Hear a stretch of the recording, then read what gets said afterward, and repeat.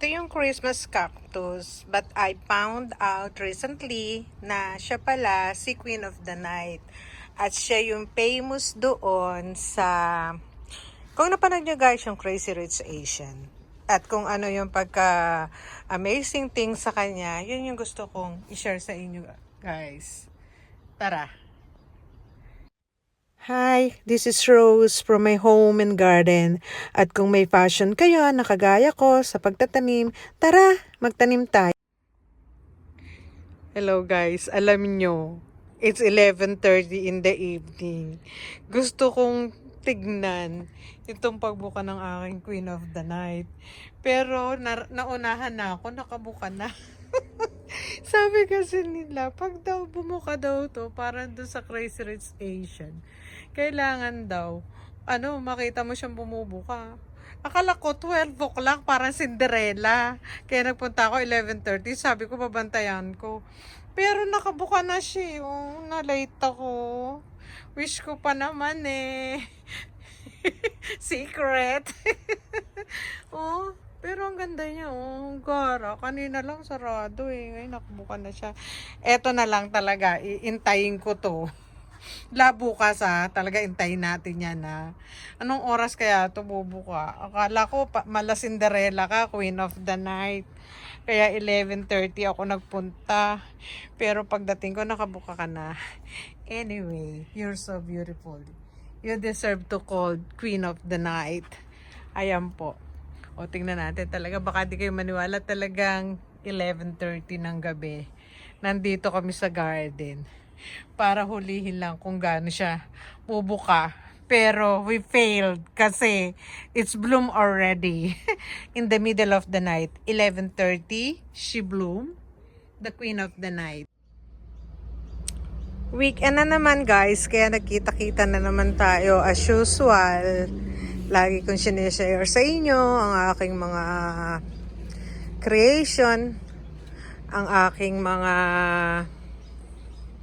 succulents na at the moment ay very happy po sila. At this point guys, ang gusto kong i-share sa inyo ang aking Queen of the Night. Ayan. Good morning guys. This is Rosebud. Welcome to my channel. Ito po yung gusto kong i-share sa inyo, yung aking Queen of the Night. Sabi nila doon sa, kung napanood nyo guys yung Crazy Rich Asian, yung ginamit nila doon yung Queen of the Night. Ito po yun, pero yung white, meron ako doon kasi one of my friend nakipag-swap sa akin. So, meron na rin ako ng original na white. Pero yung sa akin po, na Queen of the Night is fuchsia red. Kakaiba sila. Ito, doon sa Crazy Rich Asian, sabi nila, pag daw bumuka yung Queen of the Night, kailangan daw mag-wish ka kasi granted daw yun. Yun yung mga superstitious beliefs ng mga Chinese, Asian particular, na doon namin nakuha yun eh, as a Pilipina, as a Asian, doon namin nakuha yung superstitious beliefs na, yun nga, yung may mga wish na ganyan. So sabi ko, nakatuan ko kagabi, wala namang mawawala, kasi ito yung unang bumuka. Tapos sabi nila sa akin, pag daw nga, tsaka doon sa Crazy Rich Asian, nagpe-festive pa talaga sila, na pagka bumubuka yung kanilang Queen of the Night, talagang iniintay nila sa gabi at nag-wish sila. Kagabi, pinakita ko nga sa inyo yung aking video na ito, inintay namin siya na bumuka. Pero 11:30 talaga, as in nag-effort ako 11:30 ng gabi. Pinunta namin siya, kaya lang buka na siya guys eh. Pero hindi ako nawawala ng pag-asa. Why not? Nasa garden ko yung aking Queen of the Night. So, I try to, makatch. Maybe hindi pa siya mamayang gabi, maybe tomorrow night, pero itatry ko siyang i-catch up kung paano siya talaga pubuka. Ito, iintayin ko siya. And then, marami pa sila nito. Yan. Yan. Ito pa. At pag bumuka siya, guys, na nahuli ko siya sa aking camera, if I can, another video to i-share sa inyo. For a while po, ito po muna yung gusto kong i-share sa inyo. Ayan yung aking ulit garden. Yan. Ito po yung what's happening today weekend na November, first weekend of November. Ayan po. bumuka na sa aking Queen of the Night, at yun ang share ko sa inyo. If ever na makatch up ko sila kung paano siya bumuka tomorrow night or the next night, i-share ko yung different vlogs. Ayan po guys, napakaganda ng weather dito. As in, ayan yung net ko to protect ng lahat ng aking succulents. Kaya sila ay very healthy. Kasi kagaya nga ng sinabi ko sa inyo guys, succulents, gusto nila ng sun. Don't get me wrong. Kasi sila ay nabubuhay sa mga bababato at mainit na lugar, sa mga sunny. Pero kailangan nila ng shade. Ayan. Kaya nilagyan ko sila ng shade para hindi sila ma-sunburn.